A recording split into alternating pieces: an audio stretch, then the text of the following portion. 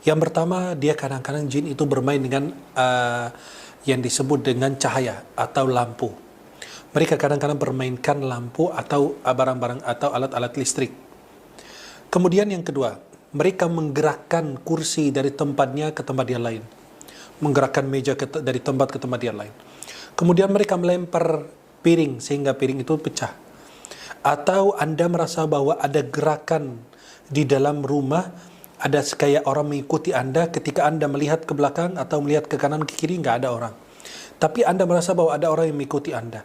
Atau bisa jadi itu ada bayangan yang Anda lihat di kamar mana atau di arah mana, ternyata ketika Anda melihat sudah tidak ada apa-apa. Kemudian ada yang melempar dengan batu, rumah Anda dilempar dengan batu terus, berturut-turut. Atau sebagian barang-barang itu hilang dari rumah. Bagaimana itu bisa barang-barang hilang? Barang-barang yang tidak disebut nama Allah. Biasa orang kalau simpan uang, bismillah, biar terjaga daripada jin. Yang menghilangkan barang itu bisa dua. Yang pertama bisa dari jin mengambil barang tersebut, atau yang kedua orang yang kerasukan. Jin itu mengambil uang tersebut melalui orang yang sedang kerasukan atau kesurupan. Dia mengambil barang tersebut tanpa dia sadar daripada penghuni rumah tersebut. Maka jin itu mencuri barang-barang yang ada, tapi barang yang sudah dikunci. Ada sebuah athar bahwasannya dari Rasulullah SAW, jin itu tidak membuka tempat yang sudah dikunci atau sudah ditutup.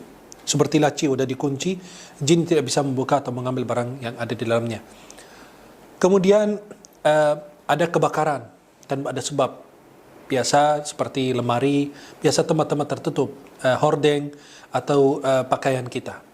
Kemudian mendengar suara-suara yang menakut-nakuti kita, seperti ada tangisan atau teriakan atau orang yang sedang tertawa dan lain sebagainya. Kemudian bisa jadi Anda mendengar salah satu suara dari orang penghuni rumah tersebut. Ada seorang ayah dipanggil oleh anaknya gitu. Tapi anaknya nggak ada di rumah. Tiba-tiba dia dengar suaranya memanggil ayahnya. Dan orangnya itu tidak ada. Kemudian bisa jadi Anda mendengarkan langkah-langkah orang yang sedang berjalan di dalam rumah atau di atas atap. Dan itu langkah-langkahnya itu terasa dan terdengar oleh kita sendiri.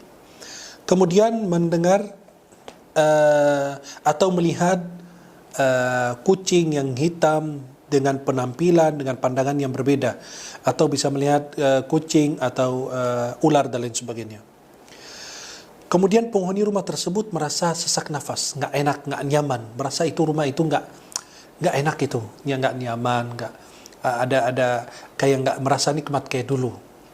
Kemudian bisa jadi bahwa ada orang yang mengikuti Anda. Setiap masuk kamar, ada yang ngikutin, tapi nggak ada sama sekali. Dan penghuni rumah tersebut merasa itu atau sering mimpi buruk.